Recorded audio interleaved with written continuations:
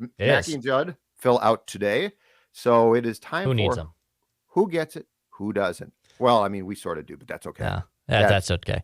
that's all right. That's okay. I'm gonna play a different music bit because our NFL films. I don't know if you noticed, it kept cutting out after Yeah, what 3 minutes. happened to it? I don't know. I gotta get an engineer or something on you. I don't know what's going on. So we're gonna go with the NHL Like, is this TNT going to bit. work? Oh, We'll I see like if it this one. goes. How does But TNT do this? How does they're TNT so good. nail? You know who gets it? I know they do, but I mean, they get like I had serious, not concerns, reservations. Okay, Yeah. like they're doing hockey. Like I mean, I'm sure they'll try, and I'm sure it'll be okay. But I I will say right now, and I realize that their coverage platforms are different, but right now they are so superior to the presentation of ESPN. It's not even funny. No. And ESPN does, it's not terrible, but like TNT does such a marvelous job of making every game a big deal. And like they're showing McDavid all the time, which is awesome. I was calling for that 3 years back. It's like, no, we have to show the Penguins and Blackhawks because that draws people. It's like, I'm a hockey fan. Show me Connor Bleeben McDavid, right? They Yes. do that. Their studio show, Biz Nasty, is phenomenal. Oh, I love Piss so much. But it's just and you know, not to rag on them, but ESPN has a studio show, and I don't mind the personalities, but it's just like this, you know, it's Messier and Cohn, and they're going to talk for a couple minutes, and it's going to be, you know, hey, what's going on? Yeah.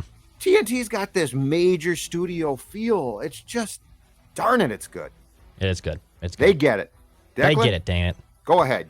They Who get gets it. it? Want Who me to doesn't? start here? All right, you know what? Because we're talking about NHL, I'll start this one. I'll say, you know who get it? Even though they're on a 5 to 6 game losing streak, the Minnesota Wild self-awareness here. Their awareness of the losing streak. I saw the quotes from practice today, or yesterday, I should say, going into this one. This is one from Dean Evison, one of our favorite coaches on the show. He says, obviously, we have a bad taste in our mouth, and guys are pretty pissed. There's still a lot of games to be played, but this is where teams either climb the leaderboard or sink. There's no panic. We're not worried. We know the type of team we are. We know the character we have in our room. And a little stretch like this isn't going to change anything about our team, and we know who we are. And even Jordy Ben, whose play is a little susceptible. There's no I doubt don't about understand that. why he's playing. I'm sure he's a great human being. But he did say there's zero excuses, and if you're tired, drink a Red Bull. We've all played enough hockey to know that not every night you're going to feel the best. Any way possible, just get ready to go. I love this. I love that they have the awareness of, yeah, we have stunk, but at the good same point. time, this is where we sink or we swim. And if you're tired, then get off the damn boat, because everyone's tired right now. Everyone's been playing a lot of games. There's only going to be more sprints going forward until the end of the regular season. Good for the Wild's brain trust and leadership to recognize, yes, there is a funk in the room right now. We're going to address it, and how we address it will tell us how we go further into this season. And that is why I have actually, off that point, I have decided that this slump is a positive because of exactly that. Because you know what? You know what I hate? And I've always been, this has always been part of the Sports Dad platform. Oh, boy. The President's Trophy drives me crazy. It's awarded to the team in the regular season. So I'll say it again. It's awarded to the team in the regular season that has the most points. There is nothing more useless than that trophy. Because do you know what that trophy means at heart? It means you didn't really have to fight through ordinarily much adversity. Case in point, I believe that they won the trophy, but was it 4 years ago? The Tampa Bay Lightning had a phenomenal year. I mean, they were racking up points every night. They rolled through the season. And then they got to the playoffs. And they were favored to win the cup. And they're a great franchise. But they played the Columbus Blue Jackets. And they got up, I think it was 4-0 in the first or second period. And Tampa was going to, hey, we're going to sweep them. This is great. Columbus rallied. They won the game, and I believe they won the series in 4 or 5. And the point was, Tampa Bay finally faced adversity. And guess what happened, Declan? They came apart like a cheap suit. They had no idea how to handle it. They had no idea what to do. They hadn't faced it. And I think, and I don't know, I mean, the Wild might not be as good as we thought. They definitely, at times, I think, have more holes than I potentially thought. All of those things might be true and probably are true. But they are going to, as the quotes that you just read spell out, they are going to have to fight through this. And I love that, because this is going to define them personality-wise. And like, if they collapse, they're done. That's it. Mm-hmm. But if they come back and they lost 5 consecutive games and were embarrassed, make no mistake about that word, in the Winter Classic, right? They were embarrassed. And they came back and got hot and said, screw this.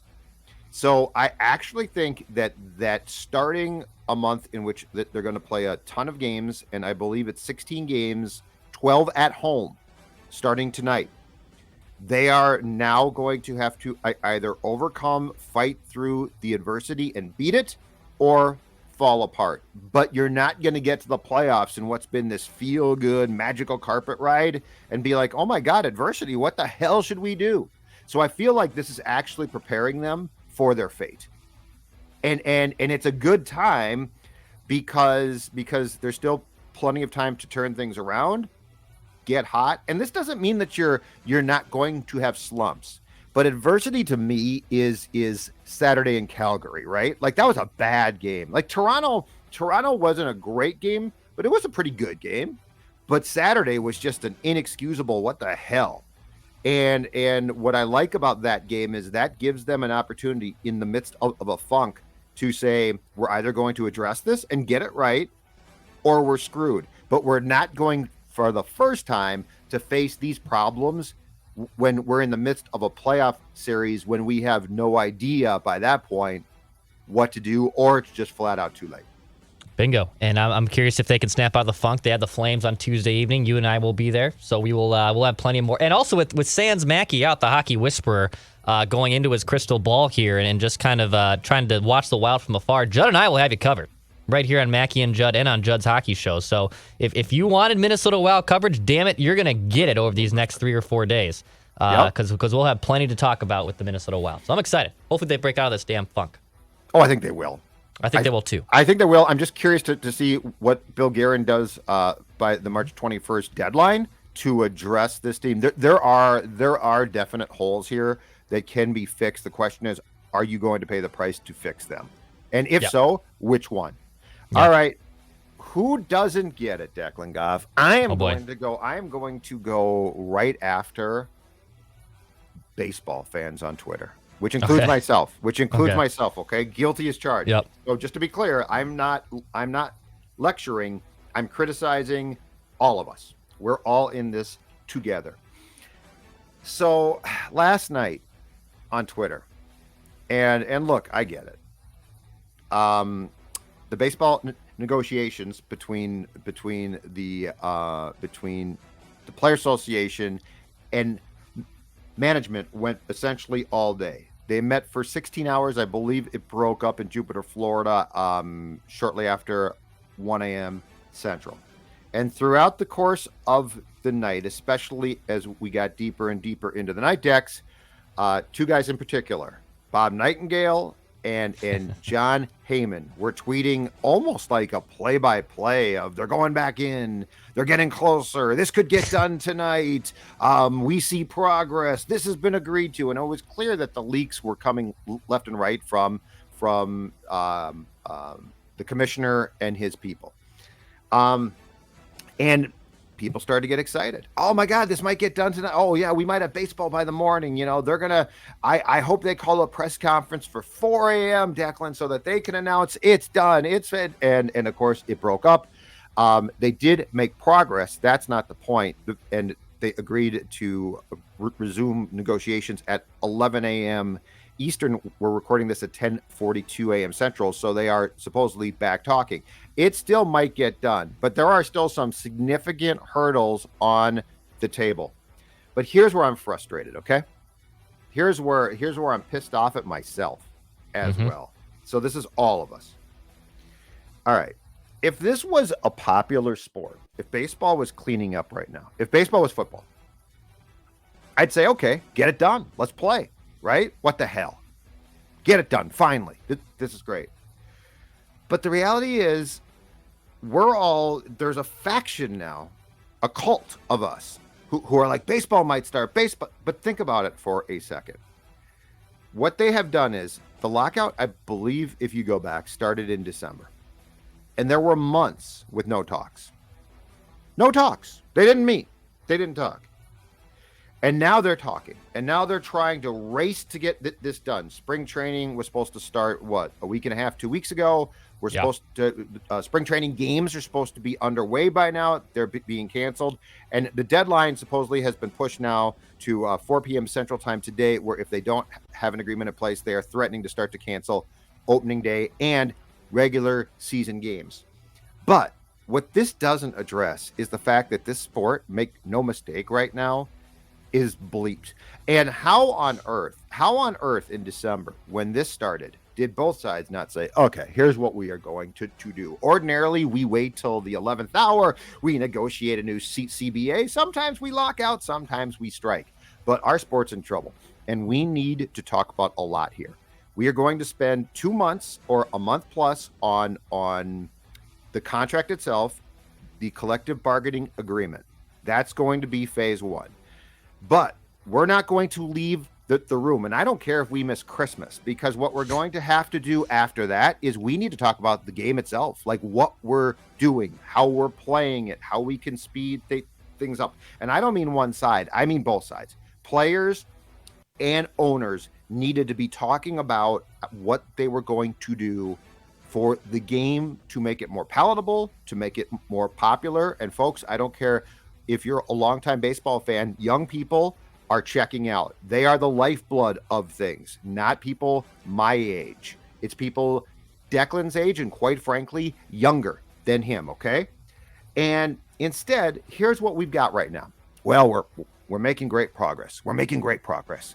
And one of the things, Declan, that we're making progress on is oh boy, it's exciting. We are going to have 12 to 14, probably 12 playoff teams. We're going to have a system that's going to have 12 playoff teams, to which my next question is this. Okay, you know what? I don't like that personally, but cool. You know what? Young people are used to NBA and hockey and football, right? So okay, I don't like that personally, but you know what the second part of an extended negotiation that allows for 12 playoff teams is?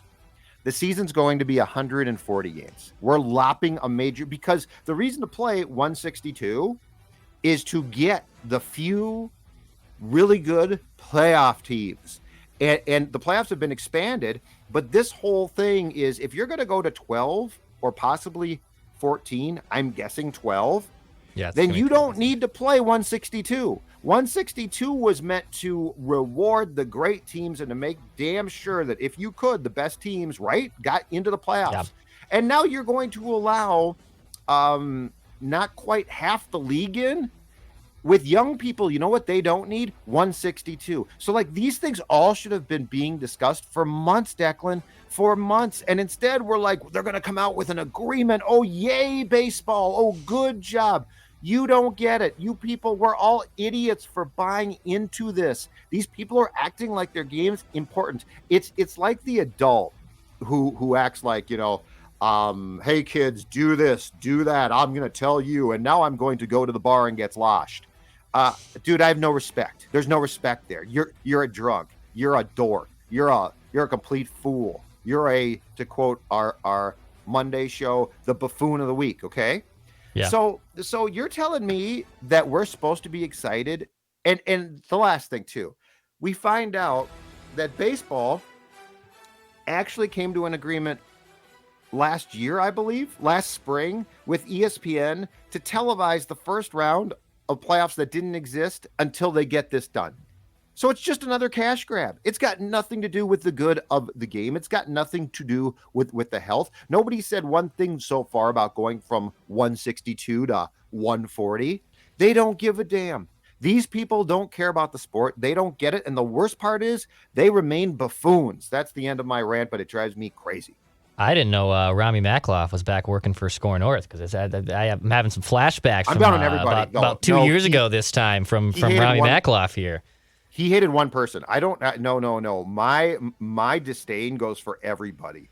This includes players. Everyone should have been in a room, and I'm telling you right now, December 1st, they should have locked that door and said, you will celebrate Christmas in 2023 because you ain't coming out until this is all done. And it's going to take a ton of work. I'm talking on-field changes. I'm talking CBA. And I'm not talking blowing sunshine up my butt with here's a 12-team playoff. Look what we did. Bleep all of you. Buster only tweeting out too, literally in the middle of Judd's soliloquy here, that the way the 12-team playoff MLB field would work would be the top 2 teams in each league get first round byes, and then the other 8 teams would play a first round best of 3 series. Here's my issue with baseball. Yeah. Baseball is already a complicated sport for anyone to understand. So making it more complicated, I think, is dumb. On top of your point of 162 games, and baseball purists, and I know Patrick Royce, you probably would disagree here, I'm out on the integrity and purist of baseball. At what point has baseball been pure? It's never been pure. There was a stretch where people were shooting things up their buttocks to hit the ball farther. Okay, there was people taking opioids in the 80s. This has never been pure. The integrity of the game's never been pure. What the hell are we talking about? So if that's the case, just strip away 60 games. Strip away, make it 100 games, and then do this 12-team. Okay, whatever. Do 14 but the fact is, and this is where too the Twins' playoff losses have soured me so much on my favorite team as a kid that how in the fact you've lost 18 consecutive games is what's going to happen is a 4 seed, so the top seed among these best of 3 series is going to lose 2 games to the 12th seed, and that 12th seed that only won 40 games and the 4th seed that won 60 games is going to move on, which is what happened to the Twins and Astros in 2020, which is BS to me. So I just hate that the basically the bleeping match, as Blake Wheeler said the other day to an NFL reporter, they're getting in bleeping matches with one another. They're getting into those kind of matches with one another, and it's frustrating. It's my favorite sport, and I'm aware that it's dying, and I have no idea what they're going to do to fix it. I have no idea what they'll do. But don't act like you're doing us a favor now by being, well, we talked for 16 hours on. First of all, it's too late because you like they're acting like they are holding something special hostage. Right. They are holding something that very few of us now relatively care about. Mm-hmm. So like it's ridiculous. But I just to your point about the purist and statistics, which are a huge part of baseball, more so certainly than football, hockey, basketball. I mean, statistics are the lifeblood of that sport, and its history is too.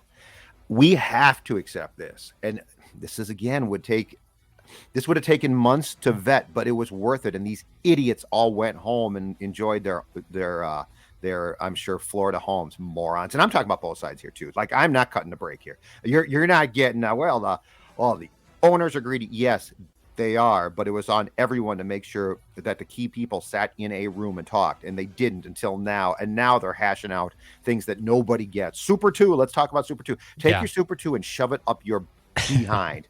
But as far as your point about tradition and these, essentially probably what could be called the sanctity of the sport, the National Football League, very different thing, I know, but the National Football League, we always talk about this. The Super Bowl, I believe, was first played after the 67 season. The merger with the American Football League, which was a different league, was done around circa 1970. We always talk about statistically the Super Bowl era, which marks the merger. When those two competing leagues didn't play against each other in just one game, but actually were one. I think what we need to accept in baseball, with what the path that you're going down, Dex, is a modern era again that starts now. Like this whole thing of, and you know what? Preserve all the stats. You got the Babe Ruth stats. You got the Mike Trout stats. You got Bonds if you're a Bonds guy or gal. I don't know. But my point is, we need to start talking about this sport for its own survival and health, and not include like Judd Zolgad's history as well. Well, I remember in 76, I watched Roy Smalley. You know what? No kid cares, and I don't blame them. But And I don't know what you're going to do. But drastic changes, and not just like, well, we eliminated the shift, that should fix her up, or we got more playoff teams now. I'm talking about drastic changes. I'm talking about examining the rules of this sport and potentially changing them drastically to create what I would call, take your pick of names, I don't really care, a modern era, though, that would start now, and that wouldn't include, well, I'm offended because Reggie Jackson, I saw him in the World Series. Again, no one who's 23 gives a damn about that. But instead, we talk about the sport like it's the same sport. And Declan, for the life of me, how can people be so dumb? Like how can people that run the sport be so dumb as to see, like, we have brought in a whole new era of people who see things differently, right? Who run teams differently, who use a completely different formula of what they perceive as the keys to success, right or wrong. But then we act like, but this is still the game of old Scouty Scout back in 1948 who got a job. No, it's not, and that's cool. It drives me crazy because I was sitting there last night thinking it might start, and I got a text from you, and then I thought, bleep all of this. This is just the typical crap. And if they come back and it's like, well, Twins game tonight, time of game 3:42, I'm out again. So anyway, sorry. All right. All right. I have another who doesn't get it. It's baseball related, but it's a funnier one. Okay, so we can move on here. No, who doesn't get it. Derek Jeter. Derek Jeter does not get it. Okay, he abruptly quits the Marlins. He leaves them in a worse place from where they were, which is hard to do to the Marlins. It's hard to leave the Marlins, in my opinion, in a worse place than they were. And he did that. And now the new wrinkle, did you see this? Have you heard about this? ESPN wants him apparently for commentary. ESPN is bidding on Derek Jeter's services for commentary, and they're throwing big dollars on Derek Jeter. No, get out of Derek Jeter. I don't need his opinions. I don't need to see him ruining a baseball team. We don't need to see Derek Jeter anymore, okay?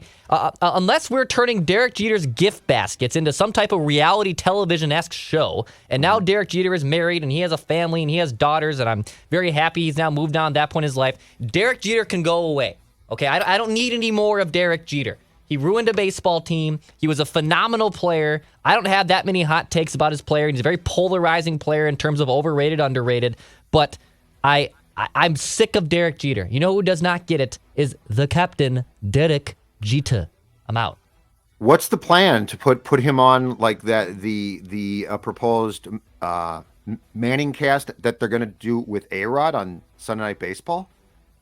Yeah, they want him on for ESPN, and let's see here. Well, they are airing that they're airing that 30 for 30 that airs pretty soon here. So they already have some type of relationship. But in terms of what they want to do from, I don't know if that'd be a Baseball Tonight role. He's boring. Well, Baseball Tonight's gone. Yeah, and that's no longer a thing. Once a week, and but they're gonna take they took A-Rod off of the Sunday Night Baseball booth, and I believe that they're going to put him in a studio and do a Manning cast. So like they're going to try to do a side by side. The problem there is A-Rod is boring. Yeah, he's not funny. He's not good. He's just not good. But him and Jeter would be polarizing, I guess. So people might tune in. The problem is this too. ESPN is getting way over its skis with salaries. They're going to have another huge cut of really good people. They do this way too much. They sign people like this to huge contracts, right? And then they come in and fire good people because, like, well, we got to make changes. Disney didn't make its profit margins, and then they do the same thing again. And they're now, if they get Jeter, they're now paying Aikman a boatload. Which, again, I'm not sure he's really worth a boatload, but he's going to get it. So, anyway, that's not good. I got one more thing. Who gets it? Who gets it? I'm going to tell you who gets it. What do you got? I don't know if you got the song. I think I know where you're going. I don't know if you got the song, but I'm going to tell you who gets it. I'm just going to wave the flag. There it is. I don't have the song ready. I don't have the song ready. I don't have the song ready. All right. Well, the flag is waving. The flag is out there because, in particular, Patrick Beverley gets it. Patrick, I love Pat Bev. My God, does he play hard? And the Wolves on Friday night, and I was there, Target Center, the Philadelphia 76ers kicked the snot out of the Wolves. It was embarrassing. It was a really bad game. They came back in Cleveland last night. They got down by a bunch in the first quarter, and then they rallied. They went up, I believe, by as many as 20. They blew that. Cleveland came back, and the Wolves still won. The Wolves get it. Chris Finch, my guy Finchy, gets it. And Pat Bev blocked the last shot of the game with the game in the bag just because he could. He plays a style of basketball that I absolutely love. And the Timberwolves for the first time in a long time, I think, are a compelling, likable, well-coached team. And with that, the lights shut off. Hold on. Here we go. There it is. There's the flag. There it is. Timberwolves flag. Waving high.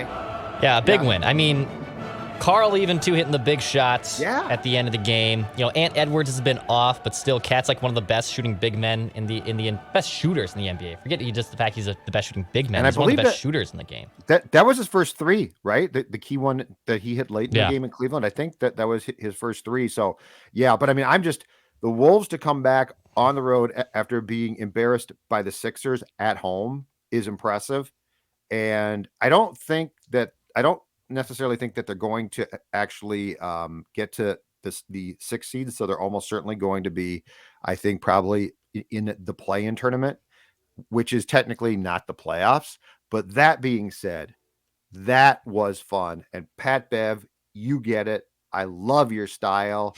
I'm sure teams hate to play against you, but watching you play for a home team is a pleasure. As the horn train sounds and train goes by. The Blackhawks scored. Yeah. Chelsea Dagger coming up next. No, we don't do that. There you go. Wave the flag. All right. Waving the flag. Hey, prediction, Declan Goff. Yes, sir. Will this flag be being waved tomorrow after the very tough Calgary Flames visit the X on Tuesday night? You know what? I think they do. I think the Wild get back on track tonight. Cam Talbot's in net, but at the same time, I think the Wild get the win. I think they snap out of this funk. They get Calgary for a second time. All right. They'll break out of it. Back home at St. Paul, I think they'll be fine now. All right. What's on tap for tomorrow? Write that down both on. Write that down. Predictions. Mackie and Judd and Purple Daily. Mackie and Judd and Purple Daily. Yeah, we'll be reacting to the Combine here, so hit the subscribe button on this YouTube channel for daily Minnesota sports entertainment. Download the Score North app. It's a central hub. Judd Zolgad's Roundup. There's a little Vikings nugget in there. From Phil Mackey. From Phil's tips. Tips about a very prominent guard who, let's just say, might welcome the opportunity to return to the upper Midwest. I'll just leave it at that. Zolgad's Roundup, scorenorth.com, 24 hours a day, and we never charge you for it. That's right. That's right. You can read it for free. We will talk to you tomorrow, Purple Daily. By the way, we go through a laundry list of things not involving Kirk Cousins that are on the Vikings to-do list for the Combine. Talk to you later.